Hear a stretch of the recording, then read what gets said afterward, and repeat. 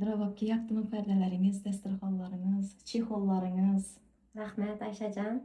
Bize kutganimizdan ham ziyodasi bilan chiroylatib berdingiz. O'z uyimizga eng fayz beradigan narsa bu parda bo'lsa, dasturxonlarimiz yanadam ko'rk berdi. Qo'lingiz dard ko'rmasin, topganingiz barakali bo'lsin. Haqiqatdan o'z kasbini ustasi, qo'lingiz mohir, o'z ustida ishlaydigan, kasbingizdan, hunaringizdan baraka topadigan, asosiysi ko'ngli ochiq insonsiz. Shuning uchun ham har bir ishingizni kuzatgan odam, size zakaz bergan odam her doim ko'ngli 100% xotirjam bo'lib, ko'ngli 100% dolu, ishingizni, uyini chiroyli fayzini ko'rib, masalan men shaxsan her safar uyima kirganda, shu ko'nglim ko'tarilganda sizga bir rahmat aytaman. Shundan klientlaringiz ko'p bo'lsin, shundan mijozlaringiz ko'p bo'lsin.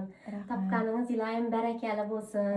Oilangizda farzandlaringizni o'qishlarini, to'ylara, uylaringizni yaxshi baxtli kunlaringizga nasib etsin. Xo'jayingiz bilan kavshakarib o'z kasbingizni nafaqat Xorazmda, butun respublikada eng zo'ri bo'lib yurish nasib etsin.